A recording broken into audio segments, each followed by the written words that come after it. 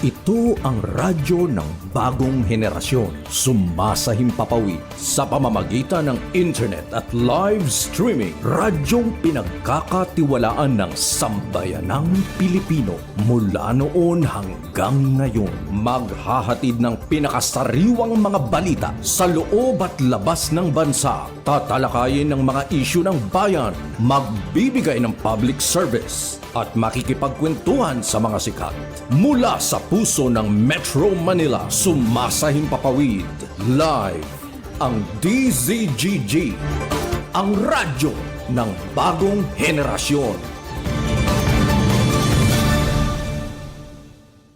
DZGG is a proud member of the Philippine Online Broadcasters Association.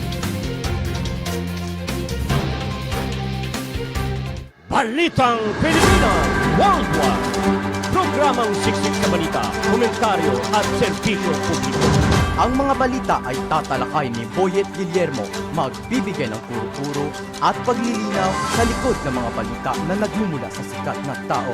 Sa bahagi ng Balitang Pilipinas Worldwide, hindi mawawala ang serbisyo publiko para sa mga kababayan na nangangailangan ng tulong. Balitang Pilipinas Worldwide. Narito ang balita si Boyet Guillermo.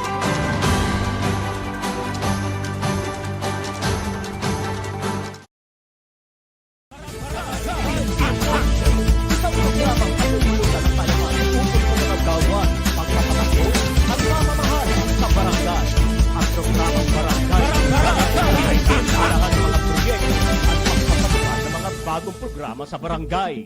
Makikilala din dito mga opisyal na naglingkod at naghahangad magserbisyo sa barangay. Kaya, halina kayo, mga kabarangay, manood at kilatisin natin ang ating mga opisyal ng barangay.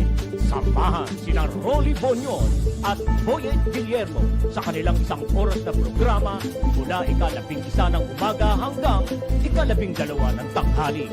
Tuwing Lunes hanggang Biyernes. Barangay in Action! Narito na ang mga pinagpipitagang host ng programa.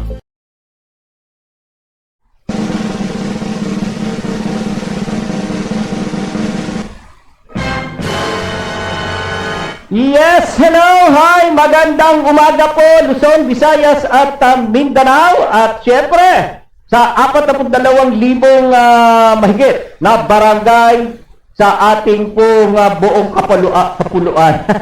Magandang umaga sa inyong lahat at syempre dun din sa ating pong mga kababayan sa iba't ibang dako ng mundo na naabot po ng ating programang ito. Ano ho? Magandang umaga po.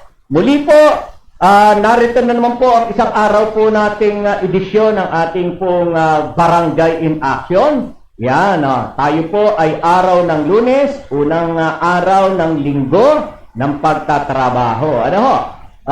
October 23, 2023. Yan, oh, bakit naman? Oh, bakit ka naman nagaganyan, ha?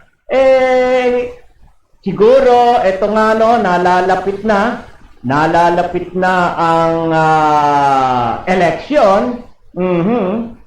Ilang araw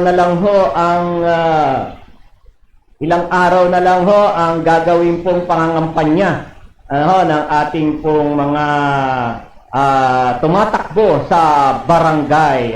Yan, barangay captain, SK chairman, Kagawad, Barangay Kagawad at SK Kagawad.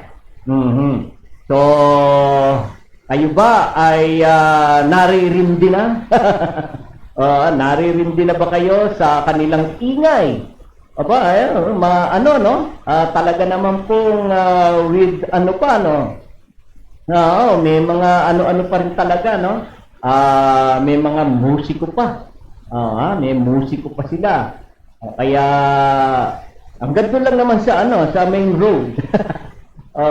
Magbahay-bahay kayo. Wag naman yung doon lang kayo sa main road lang kayo, pakaway-kaway. Ano ba 'yan? Lapitan niyo mismo ang mga botante, puntahan sa bahay. Yan. para naman talagang namumukhaan kayo ng mga butante. Sige kayo, hindi kayo makikilala niyan. Magtatampo yan, hindi mo man lamang siya nakamayan. O, alam naman ho ninyo ang ugali natin mga Pilipino, di ba? Kinakailangan anuhin mo siya. Siya ay ligaw-ligawan mo. Ganyan ang kandidato, nandidigaw. So, siyempre gagawa ka ng mga hakbang para makumbinsi mo siya, mapasabot mo siya at makuha mo yung matamis na koko. Kaya magbahay-bahay. Oo, wag kang hindi porke yung mga sulok-sulok ng iyong barangay, baka hindi mo napapasok yan. Kinakailangan na yung mga sulok-sulok ng iyong barangay, malaman mo kung ano ang sitwasyon.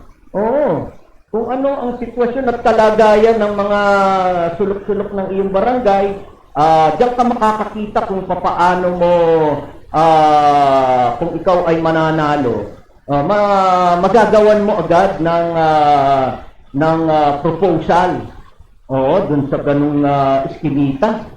Pumasok ako, nakakaawa ang kalagayan ng mga kabarangay ko ron.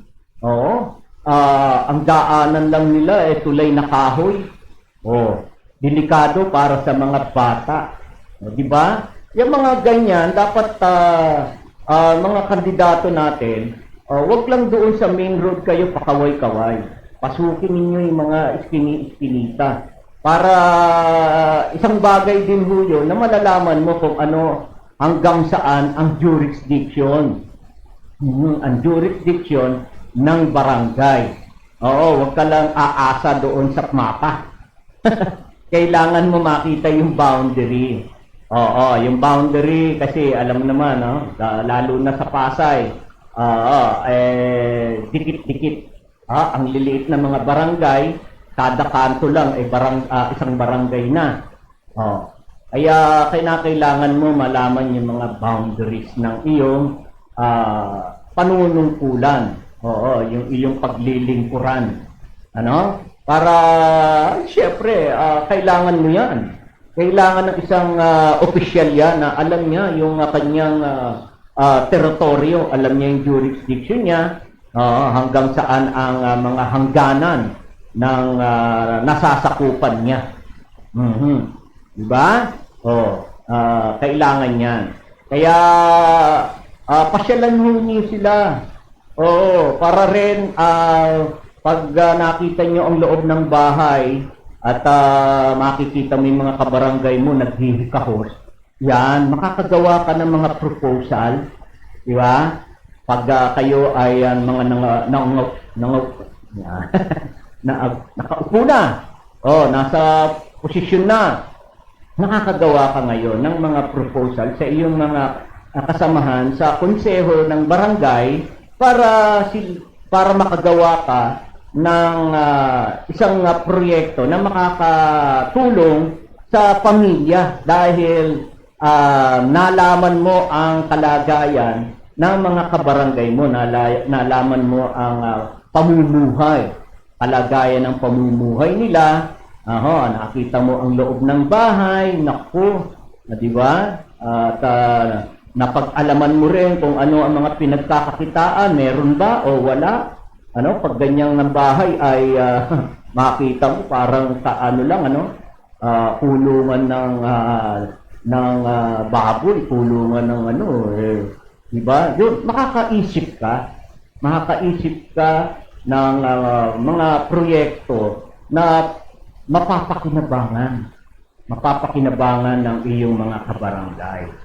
So, hindi lang ho yun na, yan nga ho ang sinasabi namin sa umpisa lamang ho, ayan, nakikita kayo sa pangangampanya. Sa pangangampanya lang, araw lang ng pangangampanya kayo nakikita. So, pagkatapos andyan lang kayo, hindi ho kayo pumapasok sa mga iskinita, nandun kayo sa main road, sakay kayo ng sasakyan ninyo, napakaway-kaway kayo. Oy, boto nyo ako ha. Ay, ganun, ganun ka lang. Pero hindi ka na makababa. Oo, hindi ka makababa man lang para lapitan yung mga kabarangay mo at anuhan sila, kamayan, alamin ang kalagayan nila, kamustahin ang pamumuhay, at obserbahan ang iyong mga yung paligid ng iyong nasasakupang barangay. Yan, diyan ka makakaisip kung anong proyekto ang pwede mong gawin. Kaya kailangan mong malaman ang hangganan, ang nasasakupan ng barangay mo. Kailangan mong alam yan. Bilang ikaw ay opisyal, dapat yan ay alam na alam mo. Nang sa gayon, kapag ilalapit mo na sa national, ilalapit mo na para humingi ng tulong, alam mo yung ang nasasakupan ng iyong barangay. Ano ang mga kalagayan ng mga kabarangay mo, ano ang sitwasyon sa barangay mo, ano ba ang pangangailangan ng barangay mo. Yan, maipipresenta mo sa national government ng maayos ang iyong barangay. Kasi hindi naman po pwede na ikaw ay susugod lang sa national government, manghihingi ka ng tulong na kapag natanong, ilan ba ang barangay, ilan ba ang residente mo dyan? Ano ba ang sitwasyon? Pag tinanong na yung mga ganyan, hindi mo masasagot, mahinang opisyal ka. Yan nga ho yung ating pinapaalala sa ating mga butante, na tayo kapag pipili ng ating iluluklo at kukunin nating mga opisyal, yung talagang alam. Barangay pa lang niya ay alam na niya kung ano ang sitwasyon, yung pamumuhay ng kanyang barangay. Yan. Kaya tayo talaga,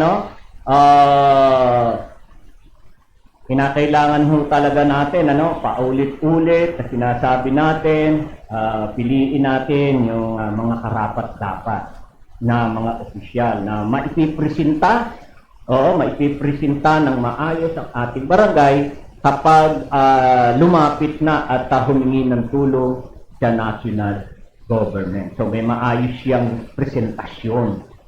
Hindi lang ho yung sarili niya ang pinipresent niya. Siyempre, kinakatawan niya yung kanyang barangay. Dapat meron siyang alam. Meron siyang alam sa kanyang barangay. Nang hindi lumalabas na ikaw ay mahinang klase. Mahinang klaseng barangay official. Ayan. Alright. So, ayan na nga, sinasabi ho natin, malapit na, habang papalapit na ang eleksyon. Ang COMELEC, talaga hong pursigido. Marami hong mga, yan na sinasabi ng COMELEC, wag niyong ikatuwiran na iba ang naglagay ng poster. Pag nakita mo yung pagmumukha mo, yung poster mo wala sa tamang kalagayan o sa tamang kinalalagyan or sa hindi designated area ng COMELEC, yung poster mo, magpusa ka na, ipatanggal mo sa pag-check yun. Padadalang ka ng sirpina at marami na hong mga kandidato ang napadalahan ho ng sirpina dahil ho sa mga nilabag na batas ng ating halalan ngayon barangay at SK election. Nauna na, di ba? yung mga maagang nangampanya. Ito naman, nangangampanya na at yung mga poster ay nandyan. Oo. Nandyan yung ano, yung mga poster nilagay. Oo. Nilagay sa hindi designated area. Kung kaya ayun ang COMELEC, pinagbabaklas. Ang dami. Ang daming pinagbabaklas na sa parte ng Maynila, Quezon City. At dahil diyan, yung mga kandidato ay may dalang subpina, kaya baka ano ho kayo. Ma-disqualified po kayo. Ang kalaban nyo na po rito yung COMELEC. Ang COMELEC, kasi ang COMELEC ko talagang purtipito po na maging maayos ang nakalanan ito.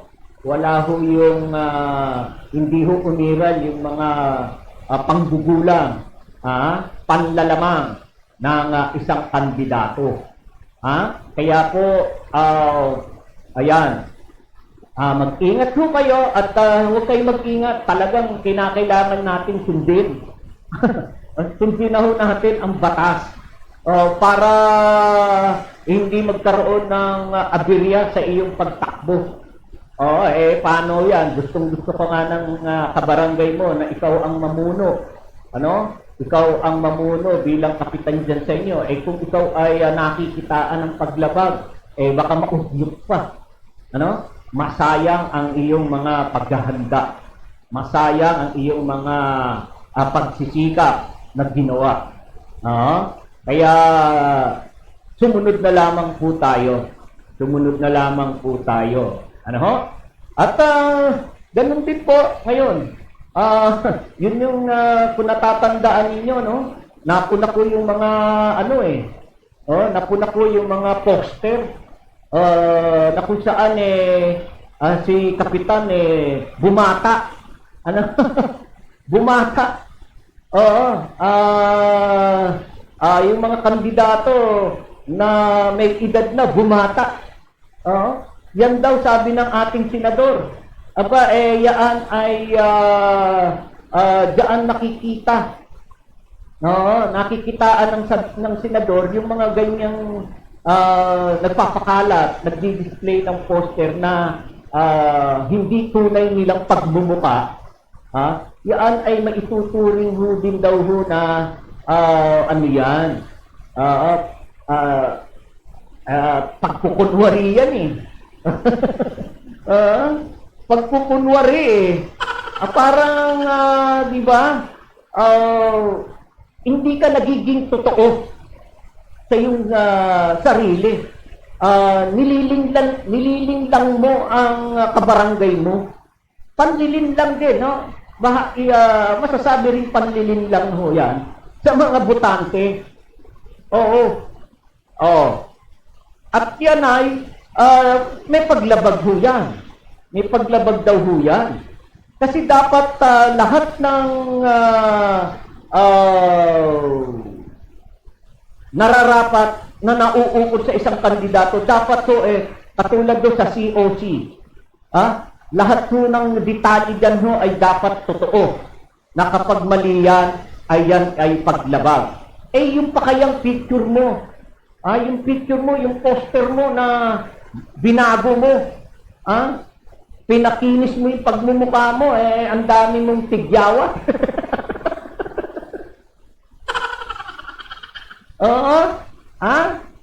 Ang dami mong peka sa mukha.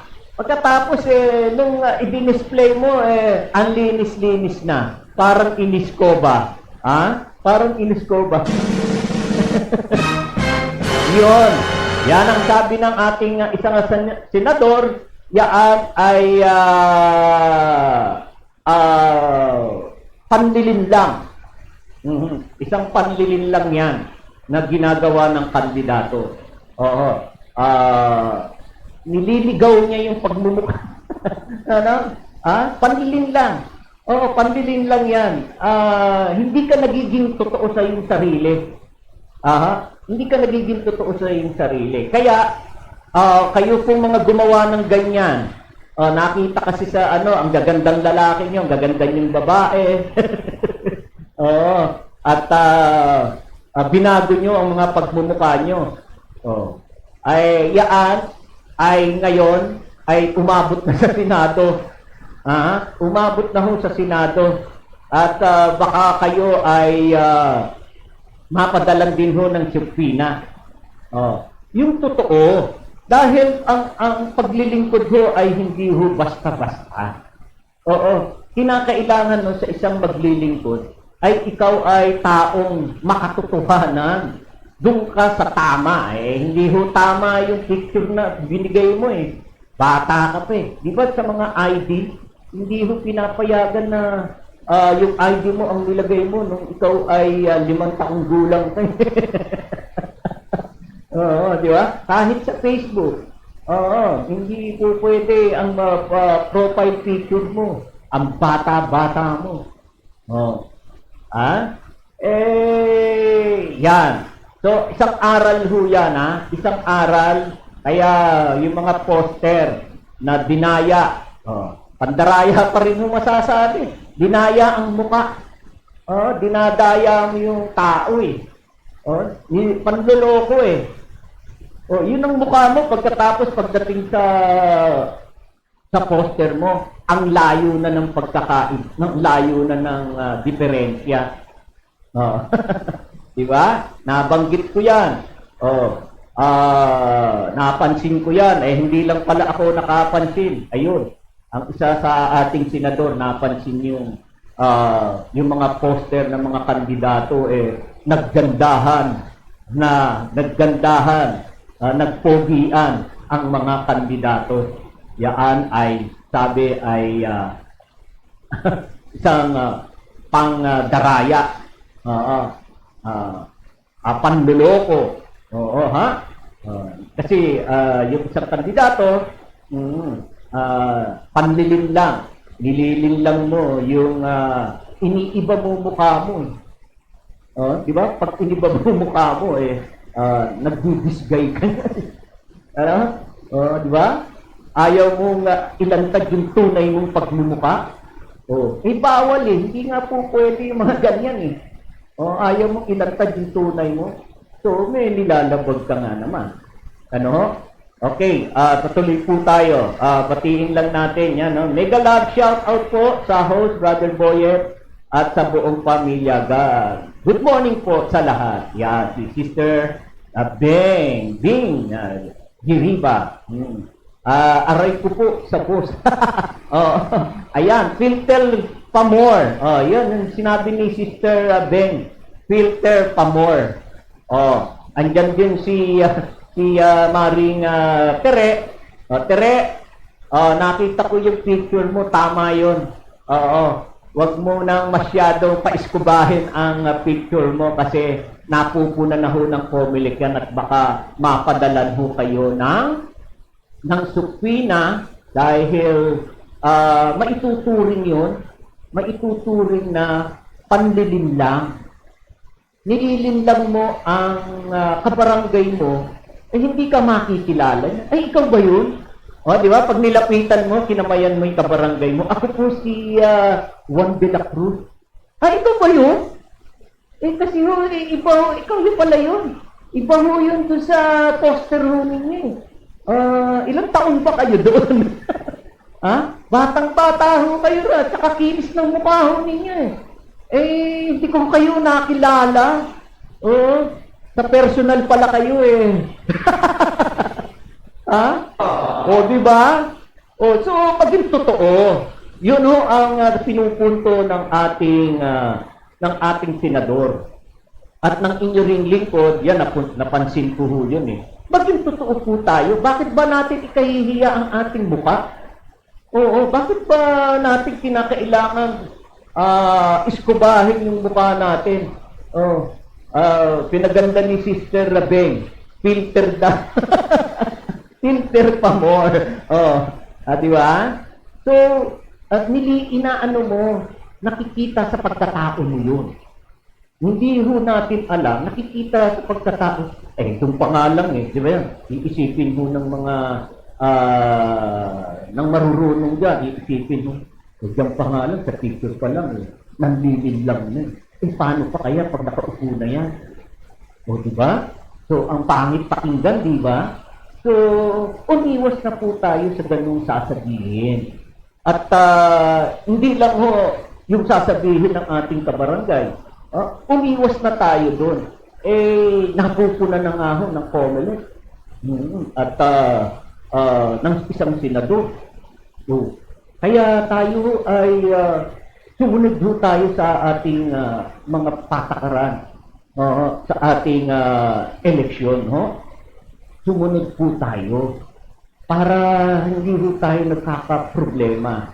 Yan, nanonood ang aking dalawang apo, si Dangel, ayan, at saka si Noni. Dangel and Noni Guillermo. Ayan, apo. Dangel, takbo ka dyan sa SK. Yan sa Indang. Okay, alright. Hindi ka na makakahabol pala. Kampanya na pala ngayon. O yan. So, mga kandidato, katulad ni Maring Tere. Si Maring Tere Sarmiento. Diyan sa parte ng Malibay. Hindi ko na muna babanggitin kung anong barangay siya. Yan. Naghahangad, nag-a-apply na maglingkod sa barangay. Maring Tere, Sister Beng, si Sister Beng, alam na alam niya ito, yung kanyang pinapasok. Ito ay paglilingkod. Yan po ang tatandaan ho natin. Hindi ho tayo pumapasok sa isang obligasyon, isang posisyon, kung kapangyarihan lang ng posisyon ang ating hangarin, hindi po tayo magtatagumpay. Basta't nais nating maglingkod, talagang paglilingkod po yan. Ikaw ang boses ng iyong mga kapitbahay, ng iyong neighbor, ikaw ang boses. At ikaw ang tagapaghatid kung ano ang pangangailangan sa iyong neighbor. Di ba? Sa iyong barangay o sa iyong mga kapitbahay. Ay siyempre, pag ikaw umikot din sa iyong barangay, so saliksikin mo. Talagang puntahan mo, alamin mo ang mga sulok-sulok ng iyong barangay at para makita mo kung ano ang sitwasyon ng iyong barangay. Para kapag ikaw ay nanalo, alam mo na. Alam mo na kung anong mga iskini-iskinita sa nasasakop ng barangay mo ang nangangailangan ng tulong. Nangangailangan ng pagbabago o mga proyekto. Alamin niya. Para, at hindi lang yun, makikilala ka talaga ng lubusan ng iyong mga kabarangay. Hindi lang yung dyan lang na nasa main road lang kayo, hindi niyo pinapasok yung mga iskini-iskinita, pakaway-kaway, hindi maganda yon. So, kinakailangan, ipakita ninyo ng lubusan na kayo ay concerned. Concerned kayo sa inyong barangay. Inaalam habang nangangampanya, inaalam ang suliranin, ang pangangailangan, at kung ano ang dapat baguhin, kung ano ang dapat gawing programa diyan sa mga sulok-sulok ng inyong barangay. Ganyan. At nawa, ay kayo ay mapili Ganyan naman talaga. Ganyan naman talaga na kinakailangan natin ligawan. Oo, kinakailangan natin ma-impress yung ating mga kabarangay para makuha natin yung matamis na oo nila na maisama ka. Maisama ka sa listahan. Oo, maisama ka sa listahan ng kanyang iboboto. Kinakailangan din na tayo ay magiging mapakumbaba sa ating mga kabarangay. Kung meron man na mga pambubulaan tawag dyan, o pambubuli, mga ganyan, pang-aasar, ganyan talaga sa politika. May mga ganyan. Wag mo nang patulan para makitaan kayo na hindi kayo basta-basta pumapatol kung anumang mga pambubuli. Dahil kinakailangan sa isang manunungkulan, meron siyang kababaang loob. May control sa sarili, hindi palaaway, sapagkat lingkod ka ng barangay. Lingkod ka. Maglilingkod ka. Siyempre, ang isang lingkod, yan ay talagang kinakailangan niya ang katangiang siya ay may mababang kalooban. Maunawain. Yan. At palakaibigan. Yan pa. Palakaibigan ang nararapat na katangian ng gustong manungkulan. Hindi yung dahil na nanungkulang ka at ikaw ang layunin mo pag ikaw ay isa ka ng barangay official, gagantihan mo na yung mga nakaaway mo ng nakaraang panahon, gagantihan mo dahil barangay official ka na. Hindi po ganun. Huwag nyo pong gamitin yung kapangyarihan ng isang barangay official para sa paghihiganti, para rumesbak doon sa mga kaaway niyo. Hindi po ganun. Hindi kalugod-lugod yan sa batas ng sa batas natin, lalo na sa ating Panginoon. Hindi po kalugod-lugod yan. Dahil kung yaan ang intention mo, sariling interest, at kapangyarihan lang sa barangay ang hangad mo, ay, naku, hindi porke tayo ay may kapangyarihan sa barangay, para bang hindi na tayo masasaling. Hindi po, nagkakamali po tayo doon. Katunayan, may mga tao na kahit nga maganda ang ginagawa, ay masama pa rin sa kanila. Hindi natin din alam kung ano ang motibo ng mga nabalitang mga barangay official na habang nangangampanya, habang magpa-file ng candidacy, ay itinutumba. Diba? Hindi natin alam. Pero ang pinakaalam mo natin doon ay may kaugnayan sa eleksyon.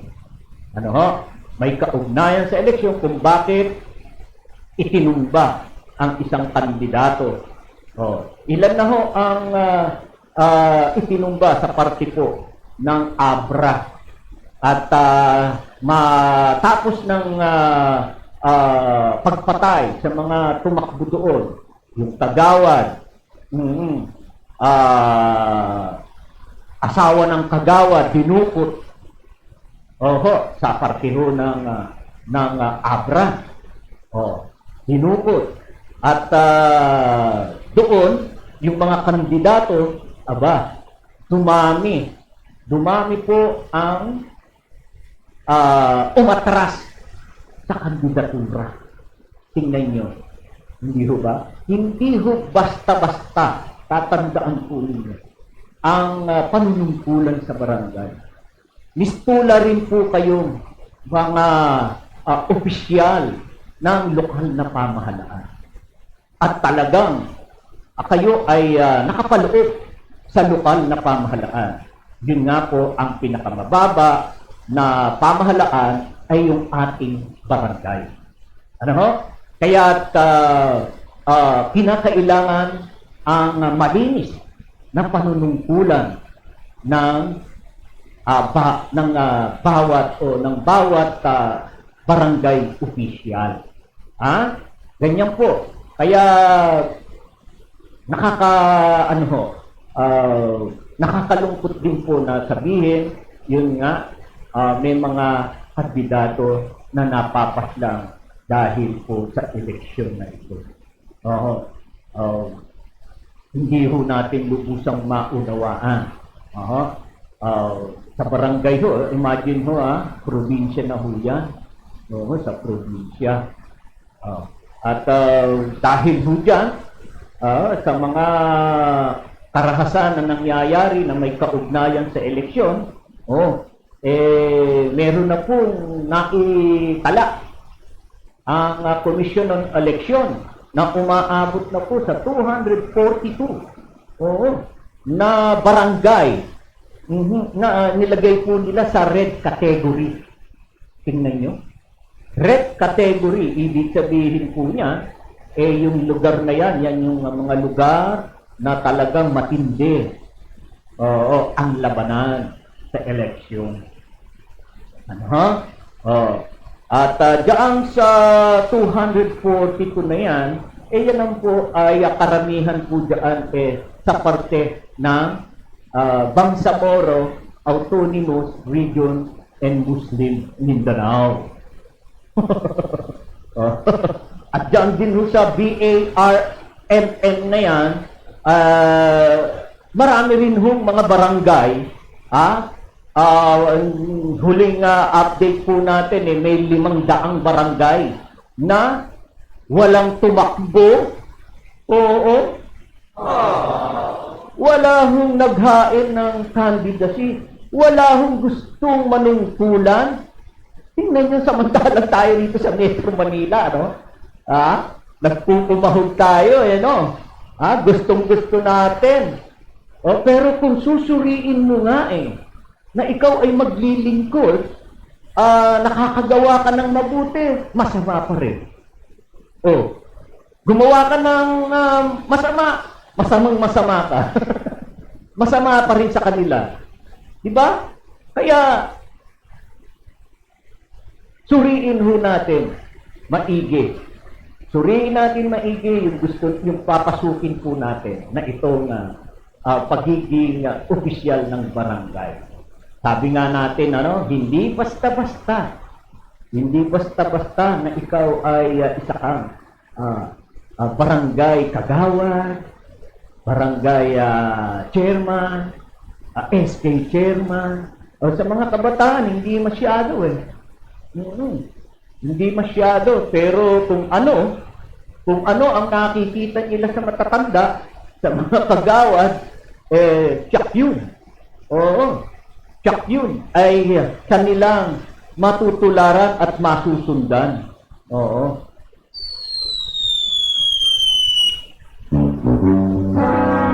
Masusundan. Dahil yun ang nakagisnan nila. Yun ang nakagisnan. Ay, pwede pala yung gano'n. Ay, ginawa ni Kapitan yung gano'n. Ay, ginagawa ng mga kagawad namin yung gano'n.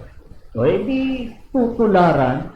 Kaya pag tumakbo pa nga yung mga yan, nag-level up yung mga SK kagawad natin na yan, tatakbo na ng barangay kagawad yan, tatakbo na rin yung SK chairman ng barangay chairman. Hindi ba? Ano ang dadalhin nila? Diba? Ano ang dadalhin nila sa sangguniang pangbarangay? Di yung nakita nila sa mga nauna sa kanilang mga kagawad, yun din ang tutularan nila. Wala na. Wala na tayong pagbabago na aasahan sa barangay kapag nagkaganon. Oo, kapag nagkaganon sa ating barangay. Ano ho?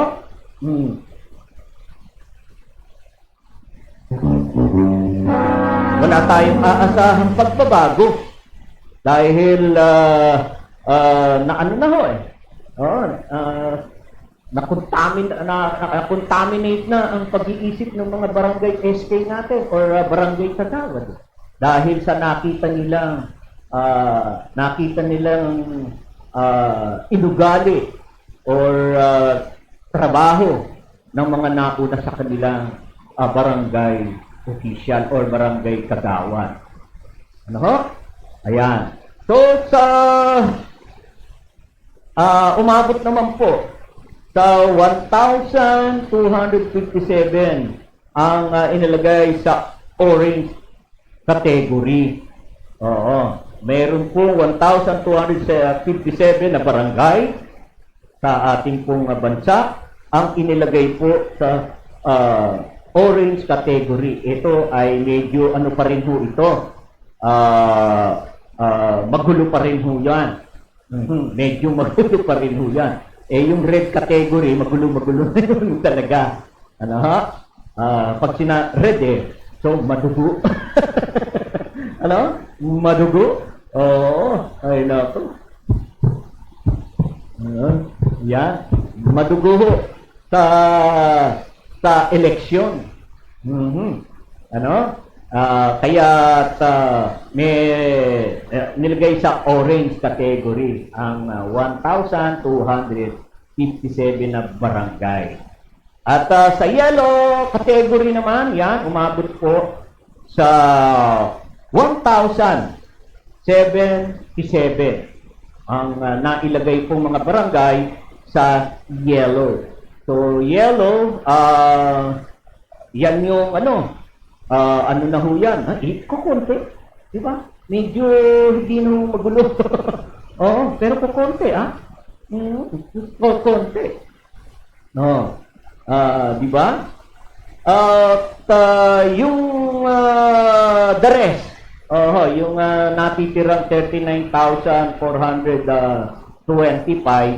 yan ay green.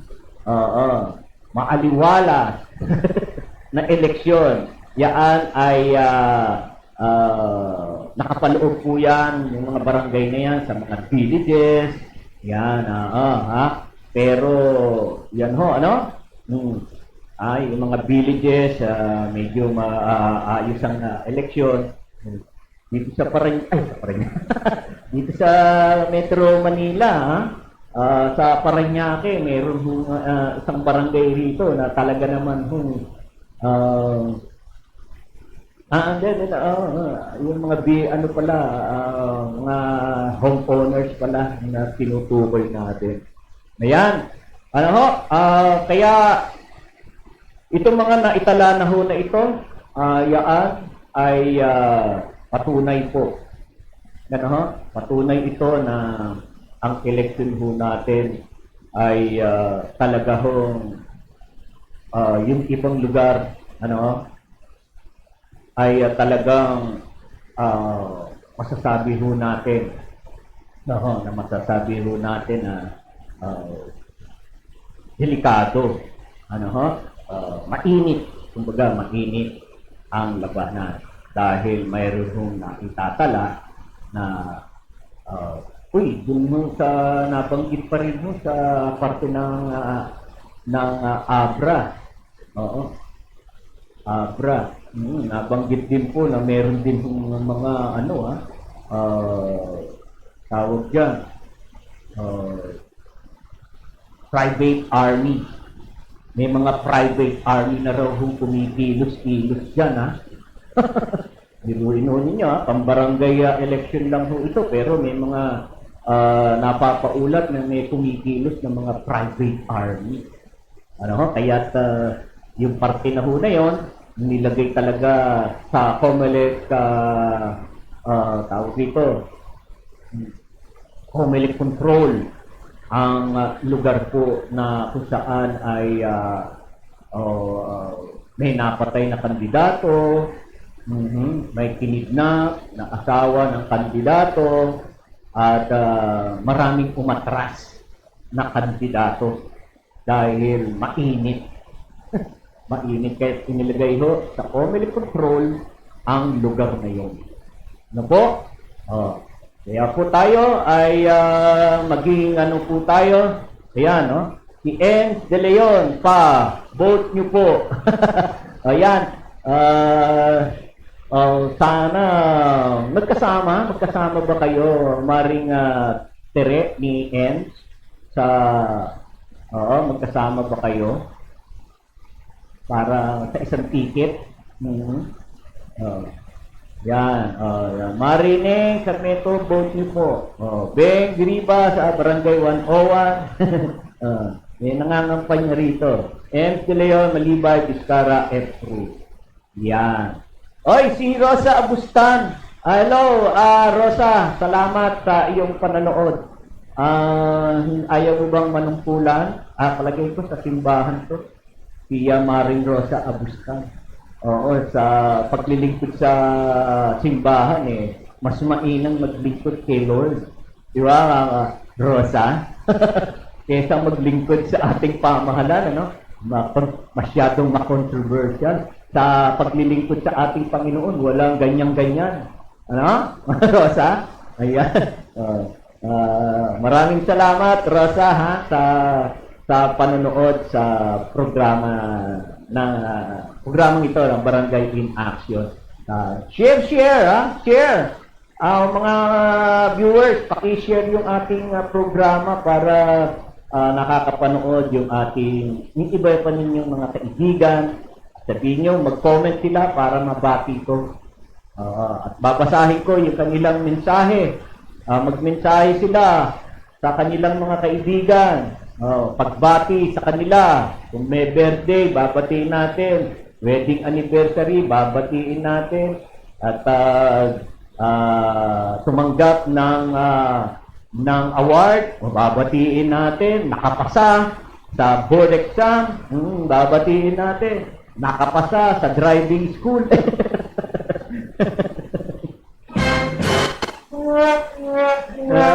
Babatiin ho natin, basta't makita ko lamang po ang pangalan nila rito at kung meron silang comment. Katulad ninyo, nag-message kayo. Yan, binabasa ko. Pero pag mensahe na galit ka sa kapitbahay mo, babasahin ko. Hindi ko babasahin yun. Lalo na kapag minumura mo na siya.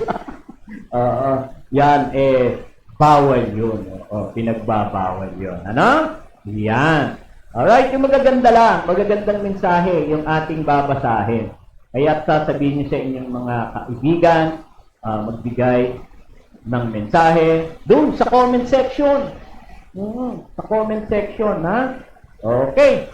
So, dati naman po tayo sa iba pa nating pagtalakay, ano ho? Ito rin ho, mainit ho na pag-uusapan Ito pong ating pong dyan ho sa area ho ng West Philippine Sea, no? Dyan sa Scarborough Shoal, na kung saan ay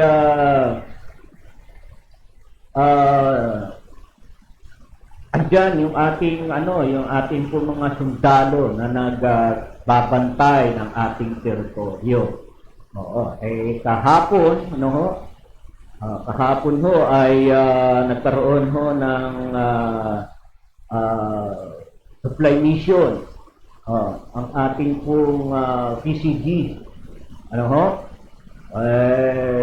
Yun na naman ho ang sinapit ng ating mga PCG personnel.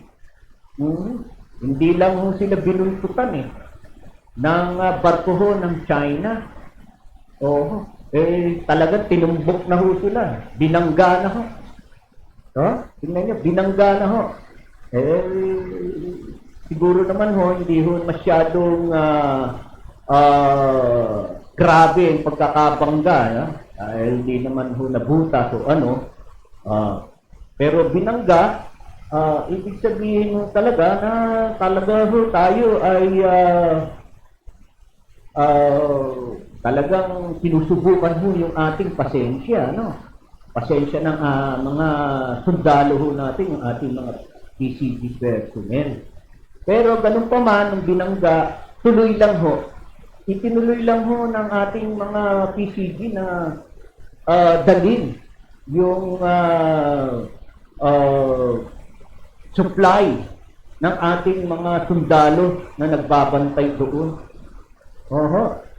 So, hindi nagpatinag at napigilan yung mga sarili nila, no, para hindi ho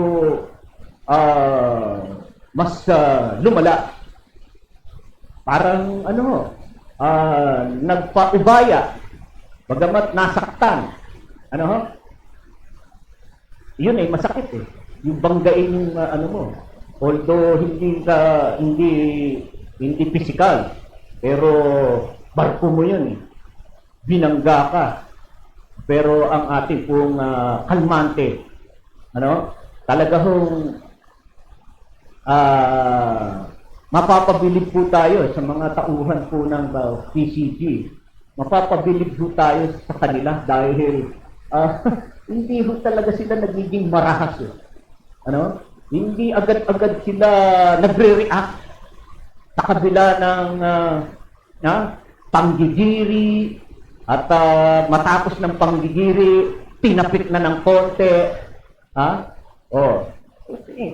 Sabihin natin kahit hindi tinapit ng konti, nasaktan ng konti, sinaktan, binangga. Pero tingnan nyo, nag-react ba agad? Basta't ang layunin na nila, madala ang supply ng ating mga sundalo nagbabantay sa parte na yon, sa West Philippine Sea, nadala nila. Tingnan nyo, diba talagang nakakabilib. Nakakabilib po ang pasensya ng ating pong kasundaluhan ng ating mga PCG. Kaya sila po ay ating papurihan. Yung ating PCG sa kabila ho ng ginawa ng barko ng China na banggain sila. Tinuloy lang po nila ang paglalayag, patungo po at para madala yung mga supply ng ating mga sundalo nagbabantay. Kaya nga napakabuti, napakabuti po ng ating Panginoon. Talagang ang ating mga sundalo ay kanyang ginagabayan dahil hindi niya agad ito pinare-react. Hindi niya agad hinahayaang gumante. Di ba? Tingnan nyo. Naging matagumpay nadala din nila sa kabila nung nangyari na yun. Nadala at nakabalik sila ng matiwasay. Di ba? Hindi ba't yan ay isang patnubay na pag-iingat na ginawa ng ating Panginoon sa ating mga sundalo? Sa pangyayari naman na yun, ang ating pamahalaan ay gumagawa naman ng hakbang na sa maayos na pamamaraan. So, siyempre, yaan ay idudulog na uli yan. Idudulog na rin ihahain ang diplomatic protest, diplomatic complaint. Yun naman talaga ang nararapat po muna natin gawin. Yan po.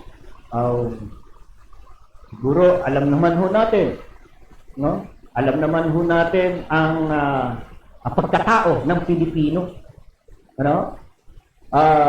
Hindi nagpapadala agad sa bugso ng damdamin. Ang pinaiiral ang talino bago gumawa ng hakbang. Yan ang ho ang namana natin sa ating mga ninuno, sa mga ninuno nating ipinagtanggol ang ating pong lupa, ang ating pong bansa. Di ho ba? Hindi pinaiiral ang madalos na pamamaraan. Ang tapang lang. Ang tapang ay pangalawa na lamang.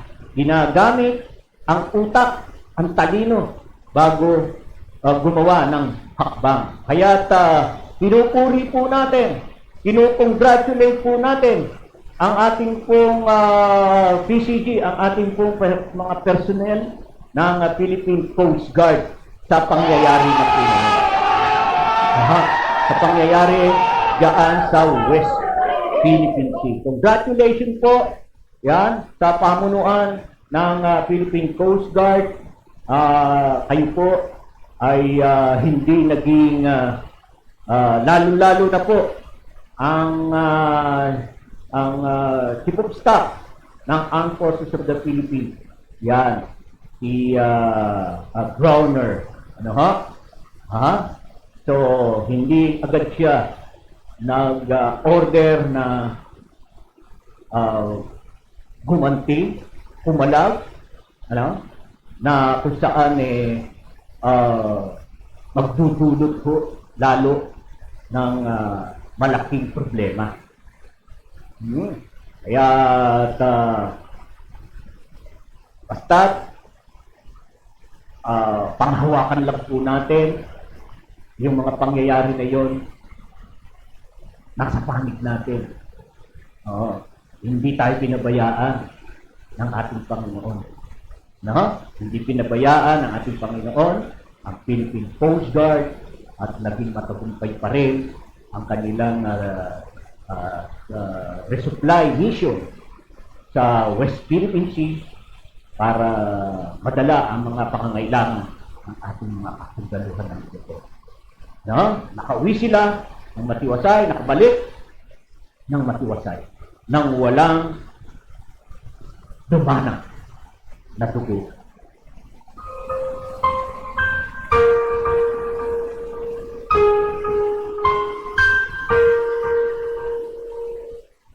Alright?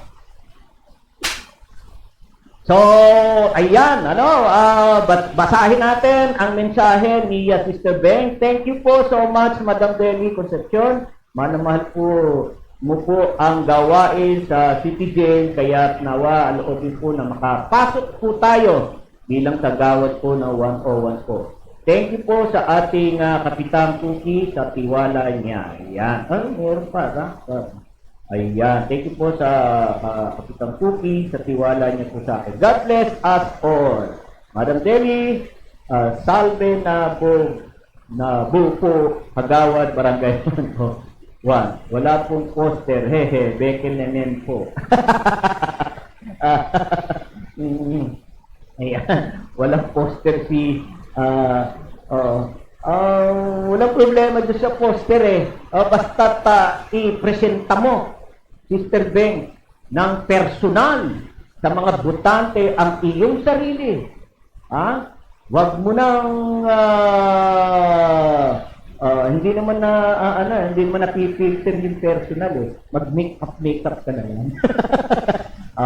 Maglagay ka ng nameplate mo. Yan. Beng Giriba, tumatakbong kagawad, maglilingkod ng tapat, totoo. Ayan. Yan. Ilagay mo yan sa t-shirt mo at doon mapapansin ka talaga na kartulina lang yung nilagay mo sa iyong damit.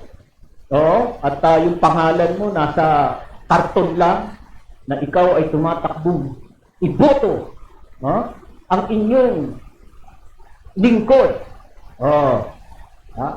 Na talaga namang makatao.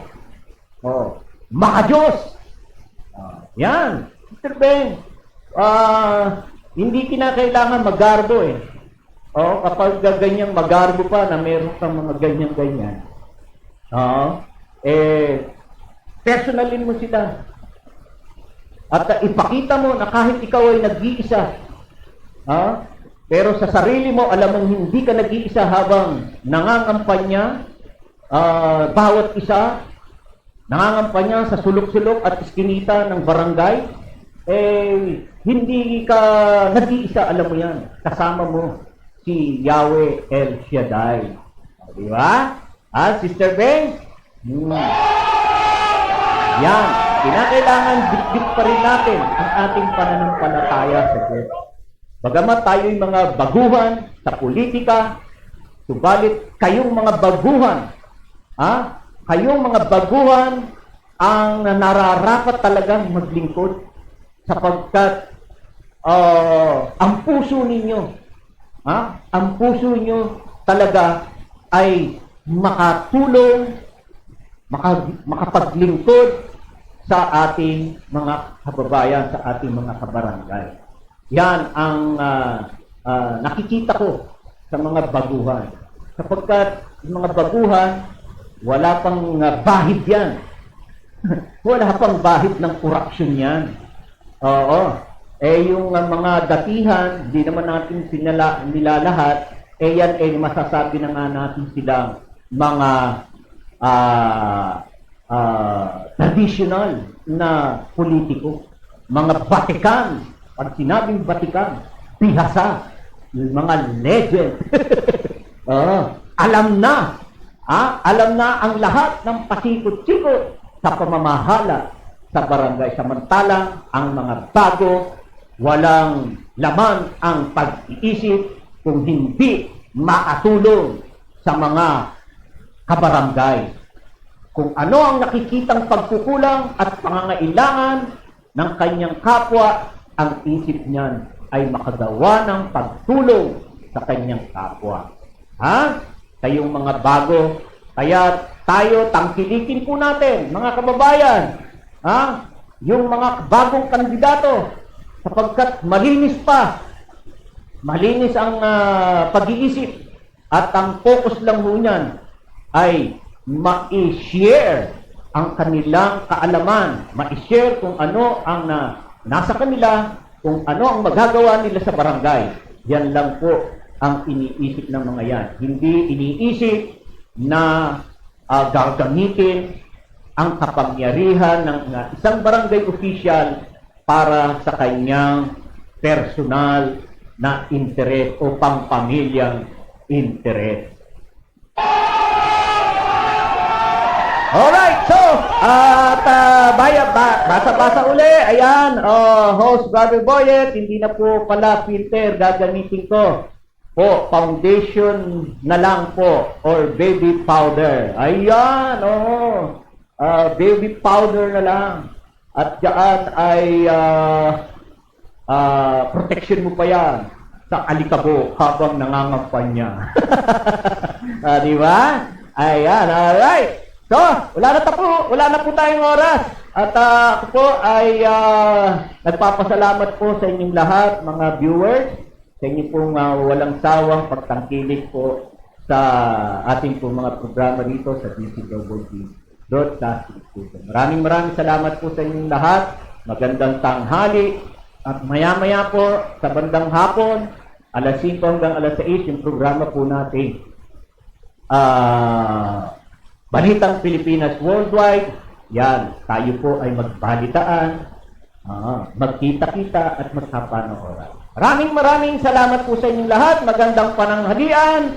Ang inyong pong likod ay nag-iiwan po ng kataga na nawa tayo po ay patuloy na ingatan ng ating Panginoong Diyos saan man tayo patungo, anuman ang ating ginagawa.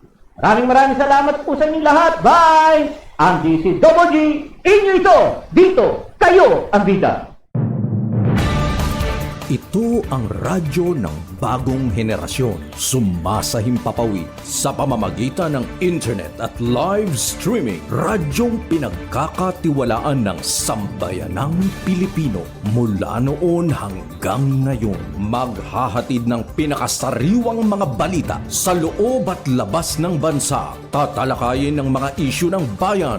Magbibigay ng public service at makikipagkwentuhan sa mga sikat. Mula sa puso ng Metro Manila, sumasahimpapawid live ang DZGG, ang radyo ng bagong henerasyon. DCWG is a proud member of the Philippine Online Broadcasters Association.